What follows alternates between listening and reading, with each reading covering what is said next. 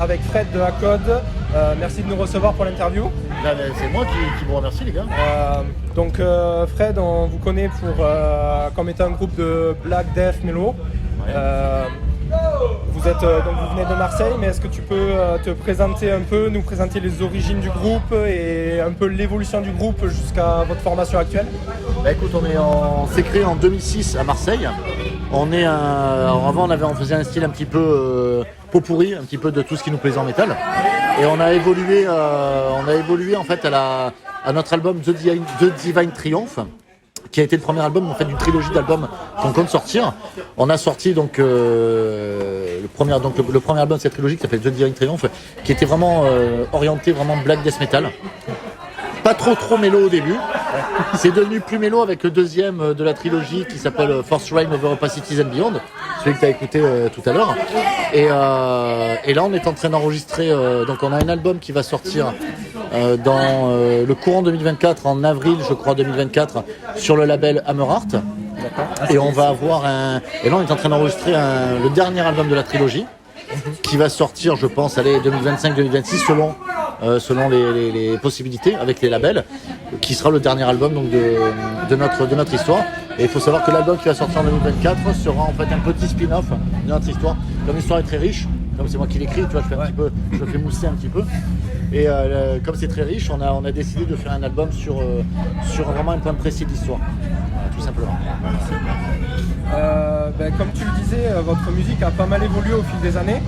Vous êtes parti d'un style très black death, et progressivement vous êtes devenu beaucoup plus mélodique.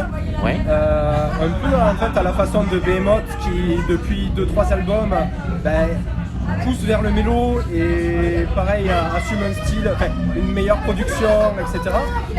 Est-ce que c'est quelque chose que vous avez fait consciemment, ou est-ce que c'est un changement en fait qui est arrivé naturellement petit à petit?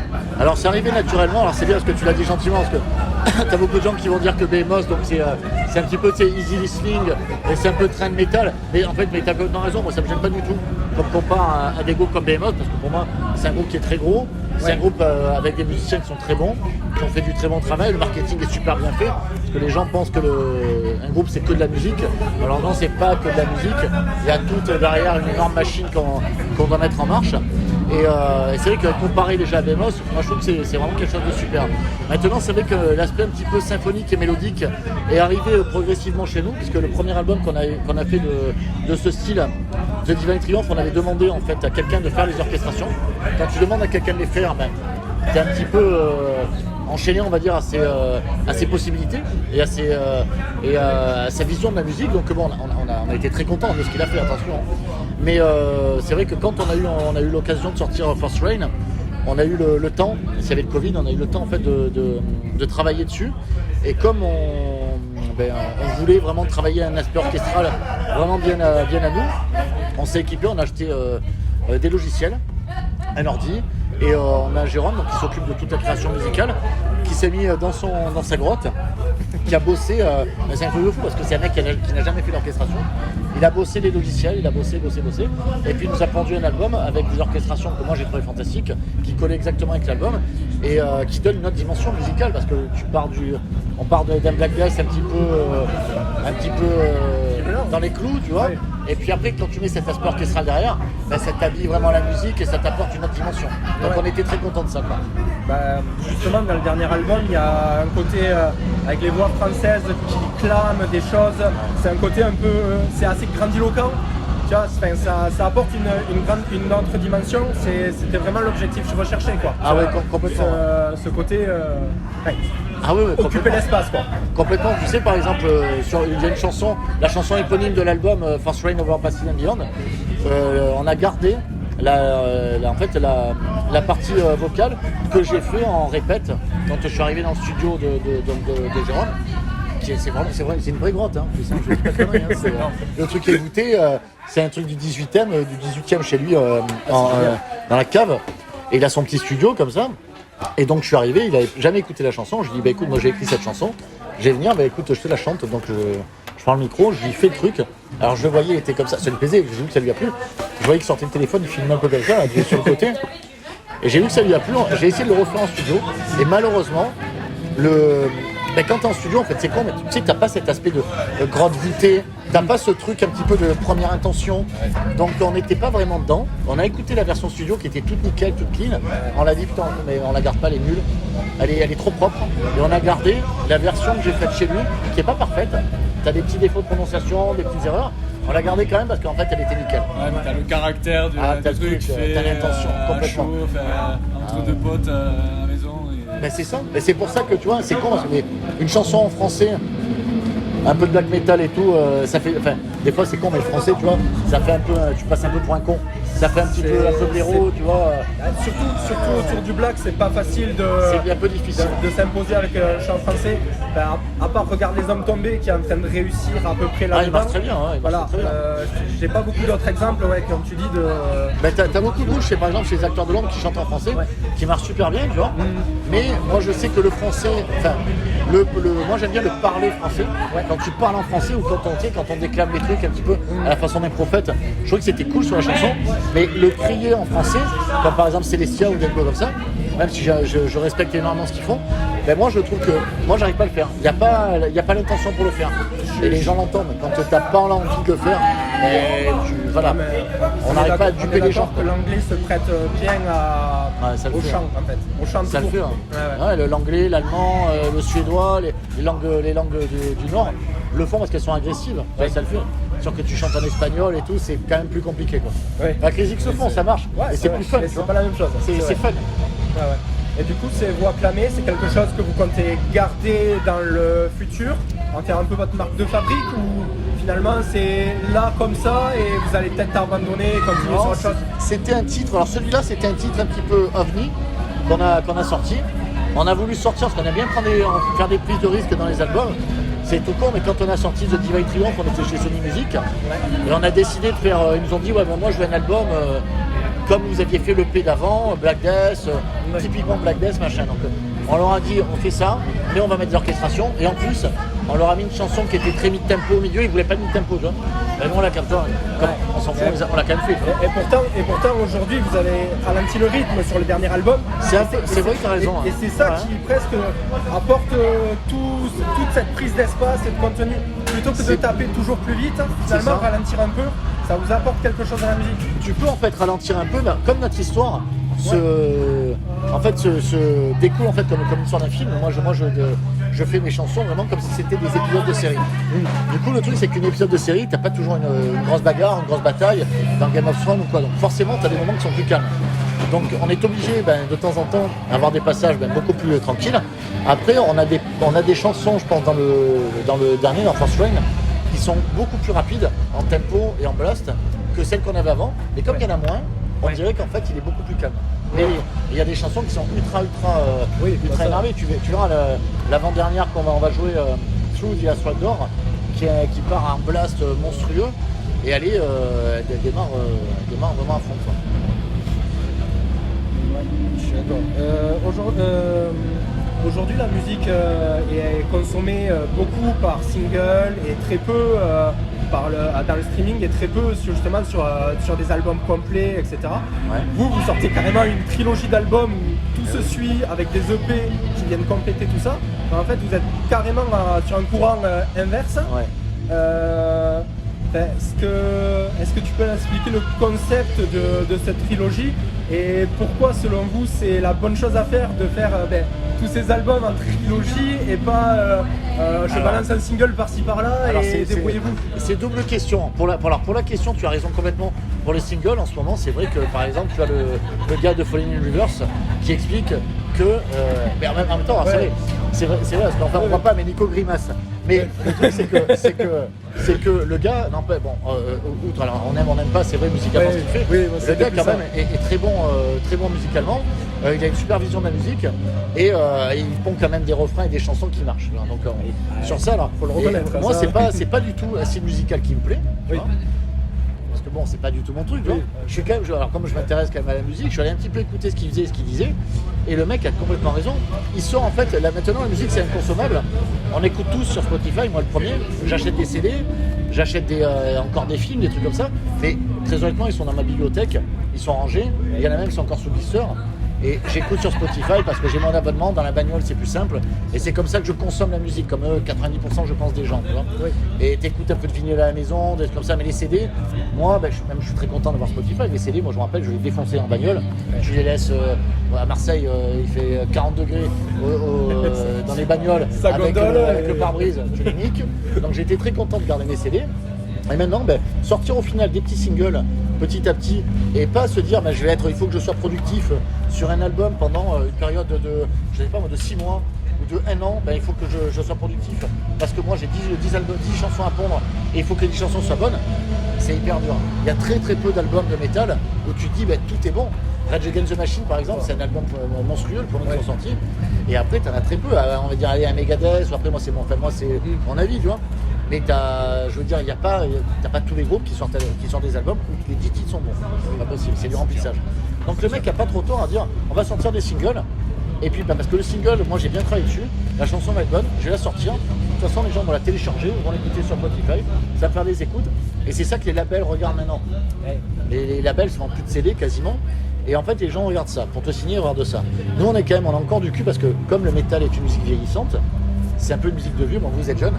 Moi je suis vieux et je vois que souvent les festivals de métal, je vois pas beaucoup de jeunes dedans. Et je sais que les vieux comme moi achètent encore les objets.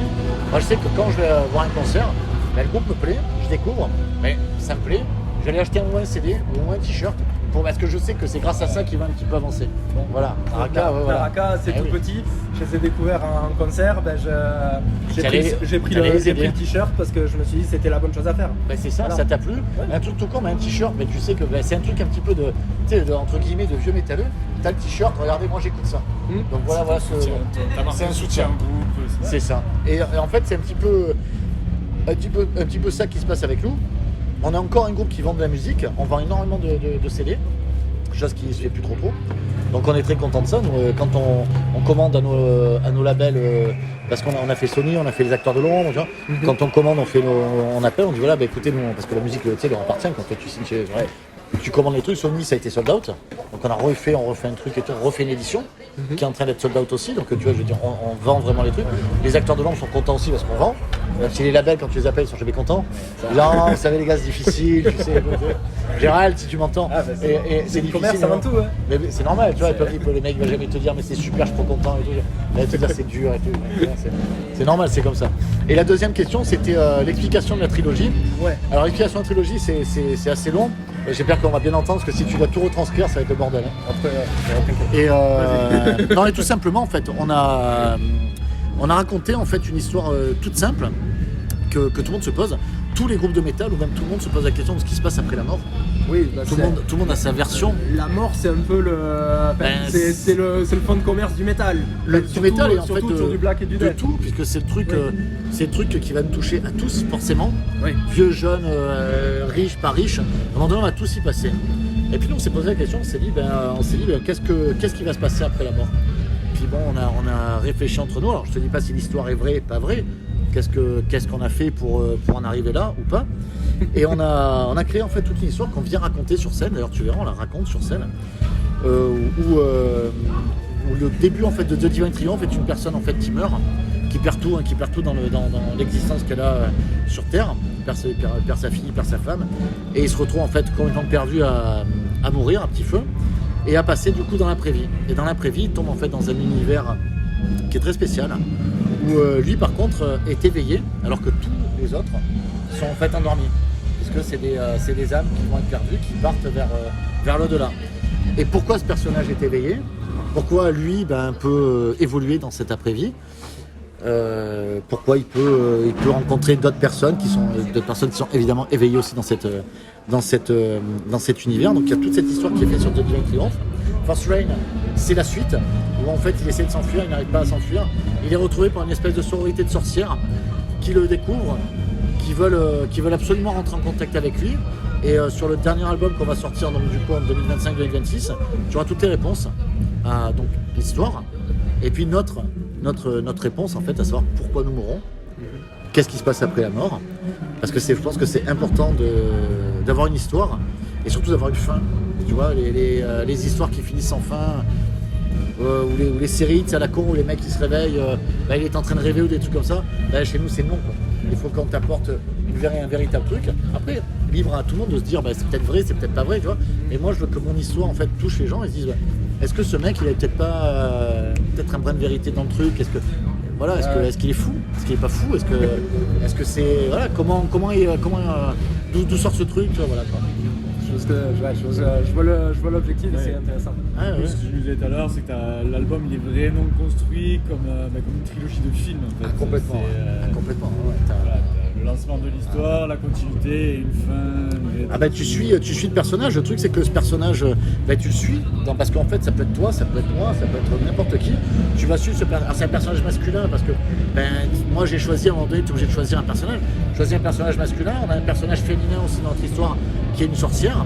Alors les sorcières, c'est pas une sorcière avec les doigts crochus, le nez, qui est comme ça en fait. Nous, nos sorcières, c'est des gens qui sont dans le monde réel, qui ont en fait le seul pouvoir qu'elles ont, c'est qu'elles arrivent en fait à passer dans l'autre monde, dans l'après-vie, par voyage astral. C'est un petit peu le seul pouvoir qu'elles ont. Elles sont au courant du secret sur l'après-vie, et elles passent en fait, elles arrivent à passer d'un monde à l'autre. C'est le pouvoir qu'elles ont. Si tu les rencontres là, c'est des gens qui vont te sembler complètement normaux, tu vois. À part qu'elles vont être évidemment un petit peu plus rock'n'roll que les autres parce que c'est des sorcières, elles savent des choses qu'on ne sait pas. Et puis parce que c'est quand même beaucoup plus cool des nanas rock'n'roll que des nanas qui ne sont pas, tu vois. Voilà, on va se leurrer. C'est un peu plus vendeur. C'est plus vendeur, c'est plus vrai quoi. Ouais. Donc voilà. Donc tu vois, il y a tout un truc en fait avec des personnages qui sont très forts. Et d'ailleurs, on aura l'album qui sortira sur Hammerheart en 2024, là, en avril. On a une chanson de 20 minutes. 20 minutes. Plus personne ne le fait non plus. Oui, c'est 20 minutes en fait uniquement sur cette sororité de sorcières et sur ce personnage-là. Parce qu'il y avait beaucoup de choses à dire sur elle et tout. Donc, on a hâte qu'il sorte. Ouais. Et du coup, forcément, vous avez un univers très riche sur ces derniers albums. Il y a un an, vous avez sorti un clip pour le titre Through the Astral Door. Oui. Qui se passe donc sur une plage de sel. Tout est très blanc. Et à côté de ça, il y a un gros contraste avec la personne qui agonise tout du long. Ah ouais. Est-ce que du coup ça colle bien à ce que vous vouliez représenter dans votre musique? Parce que du coup, quand vous sortez un clip, ça devient forcément très compliqué d'expliquer le visuel et de bien coller à ce que vous voulez raconter dans l'histoire, vu que c'est important l'histoire. C'est très compliqué, tu as complètement raison, parce qu'en fait c'est très compliqué avec les budgets qu'on a, puisque on n'a pas les budgets Spielberg, donc pour pouvoir expliquer quelque chose, on est obligé souvent de l'imager. On essaye de travailler toujours visuellement avec des artistes qui font des bons clips. Tu vois, on a travaillé sur les 2 premiers clips de Divine Triomphe avec Igor Amodei, qui a fait des visuels fantastiques pour nous. Ensuite, on a travaillé avec Brice Inker sur les 2 clips d'après. Les deux ont c'est 2 façons de travailler différentes. Les 2 résultats nous ont plu vraiment énormément, puisque c'était vraiment l'univers d'Acode. C'était, tu vois, cette espèce de voyage dans l'après-vie où finalement c'est sombre et tu as quand même un petit peu de clarté au milieu, tu vois, c'est toujours compliqué d'évoluer là-dedans. Le monde est quand même oppressant. Et tu vois, cette espèce de beauté, on aime beaucoup apporter des grands paysages, des trucs ouverts. On aime beaucoup tourner dans des endroits qui sont chargés en fait d'histoire. Par exemple, les premières images des premiers clips qu'on a fait, ça s'ouvre sur les falaises de Cassis, c'est les plus hautes falaises d'Europe, où les gens se jettent en suicide. Tu vois, donc bon, tu vois, c'est très beau. En même temps, c'est hyper dur, tu vois, c'est un truc de fou. Je sais que moi, tu vois, quand j'avais certains soucis dans ma vie, je me suis dit, tiens, si je dois me suicider, je me jette là-bas. C'est un truc tout con. En même temps, bon, c'est pas parce que je me suis dit, tiens, c'est un truc par rapport à Con, parce que vraiment, le lieu, je te jure, il est quand tu y es. Cassis est très réputé. Enfin, nous qui sommes dans le sud, on connaît tous Cassis de réputation. Ah, c'est un truc de fou. Quand tu y es, c'est chaud, hein. Tu sens, je te promets que tu sens le truc. Et les falaises sont à pic. Hein. Ouais. Quand tu y es, tu te dis, les mecs, ils y vont, ils se jettent, personne survit. Quoi. Ouais. C'est un truc. Merci. Donc, qui dit métal dit forcément Hellfest en France. Oui. Je sais que t'es un fan du Hellfest aussi. Je suis dans le Hellfest Cult. Que t'es dans le culte, ouais, Ah ouais. je me suis un peu renseigné, tu vois, Oui, avant bah oui, l'interview, bien donc sûr, j'ai bien sûr. vu pas mal de choses sur toi. Déjà, la première question, c'est comment vous êtes arrivé à être programmé au Hellfest? Parce que chaque année, quand ça sort, on se dit, bon, il y a un peu les labels qui poussent, il y a un peu l'album qui est sorti, tourneur, qui est machin, marquant, tout il y a le le monde. tourneur. Là, il y a- tout le monde. Tout le monde, vous, en fait, comment ça s'est passé? C'est Ben qui a sorti le mail Alors, qui a dit salut, c'est moi ou... Alors Ben n'aime pas le black metal, je veux dire. Ouais, je sais que c'est hardcore, lui. Je le connais pas trop, ouais, c'est hardcore, Ouais. hardcore et tout comme ça. Je le connais pas particulièrement, tu vois. J'ai rencontré 2-3 fois comme ça, mais on n'a jamais vraiment eu le temps de discuter tranquillement ensemble. Moi, j'ai des potes dans l'organe du Hellfest, notamment le Alex Rebec qui s'occupe du Hellfest Cult, qui est un ami de longue date. C'est comme un frère maintenant pour moi. On s'est rencontrés d'ailleurs à un Hellfest où on se connaissait pas du tout et où le mec très gentiment s'est retrouvé à discuter comme ça à une table et à tchatcher pendant des heures. Ouais, ouais. Donc, un mec, le courant est passé, quoi. le coin est passé, un mec très simple, tu vois, et je peux te dire que moi j'étais personne, moi j'avais mon petit groupe, je sortais tout du Maelstrom, j'avais mes CD promo, et j'allais au Hellfest en me disant, mais merde, à qui je dois le donner? Tu sais, dans le carré VIP, dans le truc VIP là, à qui je dois le donner pour essayer de faire quelque chose que tu sais pas en fait. C'est un truc tout court. J'étais là avec mes petits trucs promo, et je cherchais. Et au final, tu vois, ça l'a fait petit à petit, le réseau s'est fait comme ça. Et pas que je suis fan du Hellfest, je suis membre du Hellfest Cult, qui est une communauté qui est autour de ce festival, et où j'ai rencontré énormément d'amis, énormément de potes, avec des gens qui sont vraiment, qui ressemblent vraiment un petit peu à l'idée qu'on se fait un petit peu du métalleux, c'est-à-dire des gens qui sont ouverts d'esprit, qui sont quand même fêtards, qui sont bon enfants, qui sont tu sens pas des gens malsains, tu vois, j'ai vu beaucoup, j'ai passé énormément de soirées avec eux, et c'est vrai que tu vois, quand on parle du Hellfest Cult, quand on parle justement comme t'as dit, c'est fan du Hellfest ou quoi, j'ai beaucoup de gens en fait qui derrière se fermaient, comme moi au début quand on a parlé de ça, j'ai dit putain, fan du Hellfest, mais c'est quoi, c'est mongolien, quoi. Je me disais, mais c'est quoi, c'est des mecs qui fan du Hellfest, moi je voyais des mecs avec des t-shirts qui leur remontaient jusque là, tu sais, le mec qui sort et qui parlait que de gonzesses, des trucs comme ça, et bien en fait pas du tout. C'était tout le contraire. Tout le contraire, des mecs fans de métal qui se bougent au concert, qui viennent, il y en a d'ailleurs qui sont là ce soir, qui viennent te voir, qui vont te supporter, qui vont te pousser. Et puis pour la programmation du Hellfest, ça a été un petit peu tout le monde en fait qui nous a poussé. Ça a été autant les fans, notamment du Hellfest Cult, le label, les acteurs de l'ombre, le tourneur, Metallian Booking avec Yves Campion, Alex, qui lui-même a mis un petit mot en disant écoutez, ils sont fédérateurs. C'est con, mais tu sais, le Hellfest, les mecs ils doivent mettre des groupes parce qu'il faut que ça ramène aussi du monde, tu vois. Et si derrière on te dit eux ils ont sorti un album, et, ils ont ça qui pousse, vraiment ça le fait. On a failli ne pas y être, pour d'autres raisons, mais on y a été quand même. Parce qu'à un moment donné c'était compliqué pour le black metal, tu vois, donc Ouais. et on est quand même passé. En plus, il y a eu énormément de retours très élogieux de votre prestation. Est-ce que, alors moi malheureusement j'ai fait que le samedi cette année, donc j'ai pas pu vous voir sur scène. Là tu vas nous voir là. Voilà, c'est aussi pour ça que je suis là.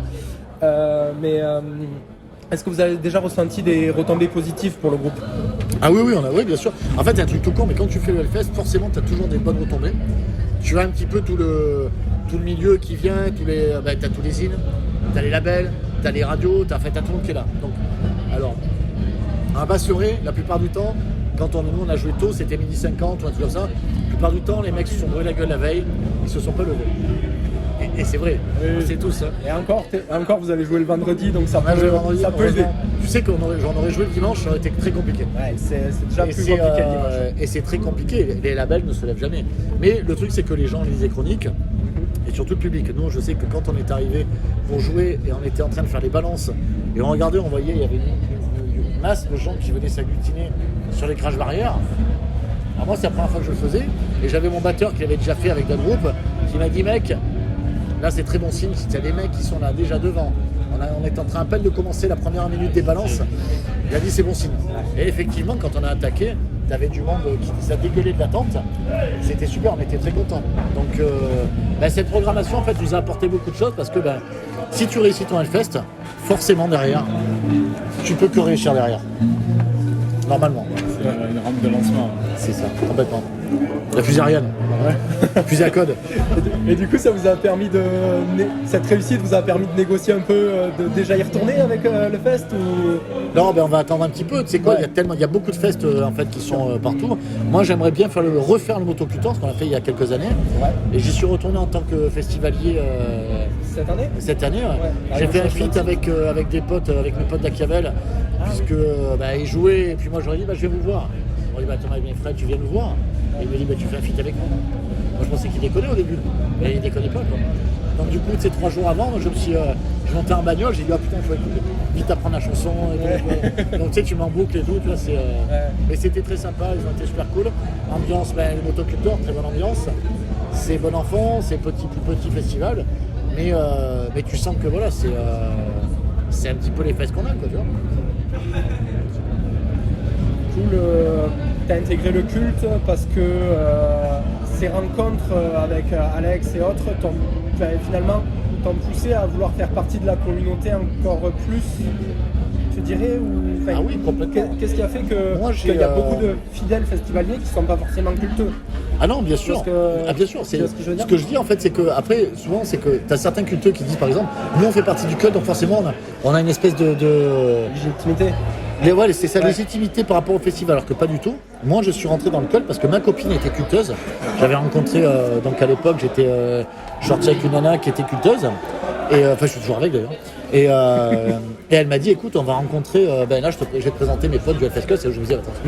Parce que moi, et tout, tu vois. C'est con, c'est attends, ils veulent te niquer et tout, c'est quoi cette merde? Tu sais pas, tu vois. Tu sais, c'est légitime, tu vois. En tant que mec qui est jaloux, tu sais pas, quoi, tu vois. Des fans de quoi? Fan de foot, tu vois. Et en fait, quand j'ai rencontré tous ces gens, la première soirée que j'ai passée, c'est très bien passé. Deuxième soirée, très bien aussi. Après, comme je t'ai dit, j'ai rencontré Alex, du coup, au Hellfest.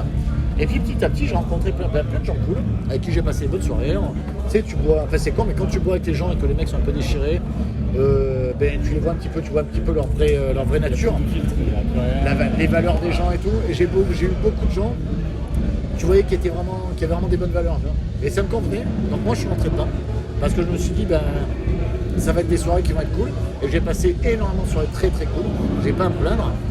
Et enfin voilà, donc moi je fais beaucoup de pub là-dessus parce que c'est une communauté qui est vraiment sympathique. D'accord, tu vois, de l'extérieur, ça donne l'impression que c'est compliqué d'intégrer le cult justement.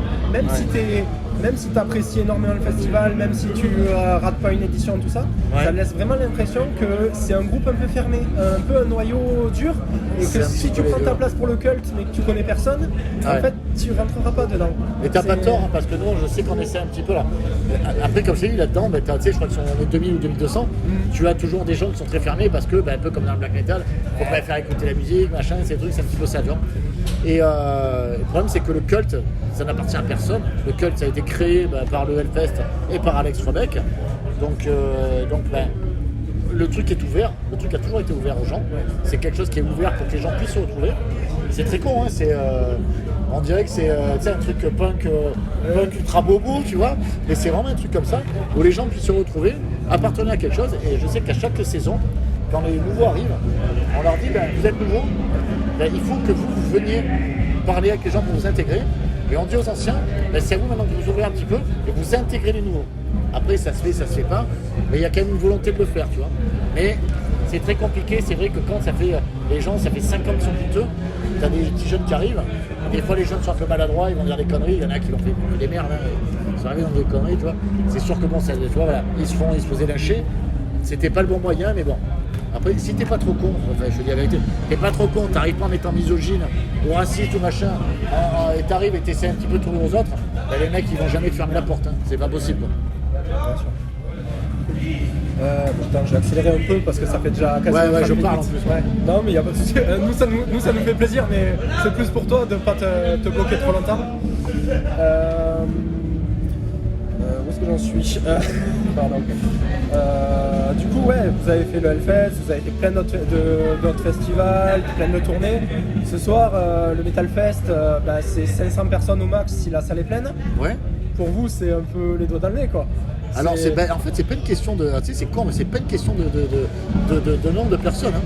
Tu sais, c'est très bête. Moi, je vais te dire un truc. Toutes les scènes que je fais, moi, je vais raconter une histoire. Donc moi, quand je vais monter pour entrer dans mon personnage, je vais foutre ma veste, je vais foutre ma cartouchière, je vais mettre mon truc et je vais me mettre en condition pour venir raconter mon truc. Donc que tu es une personne, tu en es 500 ou tu en es 10 000, c'est tout le monde, tous les groupes te disent ça. Ouais, moi que tu es une personne ou 10 000, c'est pareil. Ah ben c'est pas vrai parce que quand tu es une personne, ben, les mecs ils jouent pas. Donc tu vois, voilà. Et ben moi je te jure que quand on y va, on va jouer le truc et on joue à 100%. Moi je sais que tous les concerts en ce moment que je fais, à chaque fois que je finis, il y a une véritable émotion. Et je sais que je termine des fois sur le bord des larmes, enfin, à tous les concerts que je fais, tu vois. Le jour où j'arriverai pas à finir comme ça, ben, ça sera le moment d'arrêter, tu vois. Donc tu joues ton truc et tu joues pour les gens qui sont là. Je veux dire, vous êtes venus, vous avez payé, en plus tu ne nous as pas vu. Si moi j'arrive, quand je joue la moitié des trucs, on me dit il n'y a pas assez de monde, je vais pas le faire. Mais ça sert à rien. Les mecs, il faut arrêter de la musique, quoi. Il faut arrêter, si ça ne te plaît pas d'aller jouer sur scène, ne joue pas. Et je dis ça à tous les musiciens qui veulent m'écouter. Si ça ne te plaît pas, c'est toi pour toi, pour que tu joues que sur des grosses scènes. J'en ai eu un début de cette session qui me disait ça. Il disait, moi je viens, il y a 5 dates avec vous et moi je viens que pour les grosses dates. Je disais, mec, tu te fous de ma gueule ou quoi? Je dis, comment? Je vais former des mecs, ils vont faire les petites dates et les gros festivals ils vont pas venir. Et ben, le mec il est dégagé, quoi. C'est quoi ce truc? Ouais, quand t'as ton histoire à raconter, tu vas et moi j'ai des gars avec moi, ils viennent, ils jouent et tout le monde doit jouer, tout le monde va te donner, tu donnes ton max, quoi, à mort, quoi. 500, 1, 2, 10, 20, quoi, voilà. Et ça m'est même arrivé une fois à nos débuts d'accord, on a fait un concert, il y avait 0 personne. Personne. Ouais, vous jouiez pour le portier et pour le mec au bar, quoi. Ah ouais, personne. Un truc de fou, quoi. Après, quand tu regardes l'histoire, t'as des histoires où Lemmy avec Motorhead, il a commencé, il y avait personne dans la salle et derrière c'est devenu la légende que ça a été. Enfin, ça arrive à tout le monde. Faut savoir passer par là aussi. Ouais. Et il faut, c'est quoi, ça t'apprend l'humilité déjà, parce que beaucoup de musiciens devraient avoir. C'est vrai qu'il souvent il y a ce côté un peu le musicien, c'est un peu le Graal, on va dire, du truc, et donc la personne qui des fois se prend un peu les autres de haut. Ça, je dis pas que c'est le cas de tout le monde, et enfin tu vois, on est en train de discuter ensemble et tu prouves bien l'inverse, tu vois. Oui. Mais bien sûr. J'essaye. Voilà. J'espère. Enfin, c'est pas que j'essaye, c'est que j'espère que je suis pas un pet cul, tu sais, qui va venir se la raconter ou machin. Alors très certainement l'ego on en a tous un peu. Mais j'espère que j'en ai pas trop pour dégoûter les gens, quoi. Surtout ça. On arrive pas loin de la fin, donc je voudrais qu'on parle un peu du futur d'Acode. Ouais. Donc qu'est-ce qui vous attend pour 2024 et pour un peu la suite, quoi? 2024, comme je t'ai dit, c'est l'album qui va sortir, le spin-off sur la sororité des sorcières. Alors le gros projet qu'on a actuellement, qu'on est en train de travailler, on est en train de sortir la chanson de 20 minutes dont je t'ai parlé tout à l'heure. On va en fait vouloir le clipper. Donc on est en train de faire, ça va être un court-métrage. Ouais. C'est un travail de malade mental. Parce que déjà, regarde, on fait la connerie de sortir un truc de 20 minutes, déjà même Spotify, ça va leur casser les couilles. Ouais. Parce que personne ne le fait. Imagine expliquer aux gens, les gars, voilà, je te fais écouter. Tu sais, moi, quand j'ai fait écouter déjà des fois à des amis, on a sorti une chanson, même à des fans. Et par contre, ça dure 20 minutes. C'est chaud quand même. C'est chaud. Tu te dis, attends, il faut que je m'assoie 20 minutes et je vais écouter ce que tu fais pendant 20 minutes. Dur. Et donc c'est quand même quelque chose de compliqué. Donc, il faut que le clip soit hyper cool pour qu'on puisse faire quelque chose de très bien. Donc, on va travailler avec Michel de Canaprod qui a fait des clips, il a fait un paquet de clips, notamment pour nos potes d'Achiavel, tu vois. Donc Scarline, Achiavel, Scarline qui joue demain, il joue dans Scarline. Donc on a totalement confiance en lui, je pense qu'on va faire un truc de très bien, mais c'est un travail de fourmi, quoi. On va voir. Et puis voilà, et puis après, écoute, concert, album en enregistrement là en ce moment, donc pour 2025-2026, donc voilà, on est bien productif. Ça s'est vu en ce moment. Du coup, aussi des dates déjà programmées pour là, on a fait Genève, là c'est arrivé aujourd'hui. On a Genève le 16 décembre, et ensuite c'est 2024. On a la pause des fêtes, et après on attaquera la suite. Et les trucs, j'en parlais avec la chanteuse d'ODC qui vont jouer juste avant nous. En ce moment, c'est vrai, elle m'a dit vous avez des tournées. J'ai dit, mais en fait, les tournées, il n'y a pas beaucoup en ce moment. Il n'y a pas beaucoup de groupes qui vont tourner vraiment. Ou alors tu fais des supports de très gros groupes. Mais en ce moment, il y a beaucoup de festes. Et là, on regarde quasiment tous les gens qui organisent quelque chose maintenant. Ils vont sur un jour ou 2 jours, ils mettent festival. Et et on fait du coup du fest. C'est l'après-Covid, c'est comme ça, tu vois. Ouais, bah, c'est sûr que le monde de la musique a été bien... Le monde en général, mais le monde de la musique a été très impacté par le Covid et par... tout a un peu changé depuis. Que ça soit les productions musicales, que ça soit la façon de tourner, tout a très vite évolué. Tout, regarde même les préventes, regarde ici, au début, ils me disaient, on a eu 100 préventes, un truc comme ça. Là, je pense qu'on regarde, il y a au moins 300 personnes, tu vois. Donc, on doit parler un peu plus tard avec Avec Hervé. Ouais, avec Hervé. Voilà. Donc, et c'est vrai que... On n'a pas encore les chiffres. Lui, je pense que dans la France entière, à l'époque, les gens prenaient les préventes, chose que tout le monde a été habitué à ça. Chez nous, à Marseille, et depuis que je suis minot, personne ne prenait de prévente. Mais nous, les concerts, tu faisais un festival, parce que j'en ai organisé à l'époque, il n'y avait aucune prévente. Moi, j'en fais pas. Les gens venaient le jour même et ils prenaient leur place le jour même. Donc il faut vous habituer maintenant à être Marseillais, les gars. Non mais en plus c'est marrant que tu parles de ça parce que tu vois dans mes questions on va dire supplémentaires, j'avais une question par rapport à la scène marseillaise parce que il y a plein de bons groupes comme même très connus comme Dagoba, ETHS, Dagoba, Landmarks qui font leur festival d'ailleurs ce week-end. Ouais, et tu vois, et à côté de ça, on a l'impression qu'il n'y a jamais aucune date à Marseille. Il y a très peu. Mais le public marseillais se bouge pas le cul. Et c'est fou quand même. On parle de la deuxième plus grosse ville de France. Ouais, mais le public marseillais est déjà ils s'en battent les couilles. Ils aiment que le rap ou ça se passe comment? On est une ville de rap, ça c'est sûr. Oui, après, il y a beaucoup de métallos. Et écoute, je te jure, je sais pas comment ça se fait, parce que moi, j'ai fait la première partie, par exemple, en Chénémy à Marseille. C'était blindé. On était dans une grosse salle à Marseille, plein. Je regardais les autres, je disais, mais les gars, tous ces gens là, vous les avez vus déjà? Jamais. On n'avait que des gens qu'on n'avait jamais vus. C'est fou. Et c'est pour ça que quasiment tout est tourné maintenant s'arrête à Lyon. On va aller au pire, ils descendent à Nîmes, à la Paloma, et ils descendent plus à Marseille. T'as des petites tournées, genre Crisium, tu vois, qui vont descendre parce que t'as le Molotov qui arrive à choper un petit peu des trucs un peu sympas. Sylvain, des trucs comme ça, mais sinon, c'est impossible. Et c'est notre faute à nous, c'est la faute des Marseillais. C'est pas la faute de personne, c'est notre faute à nous.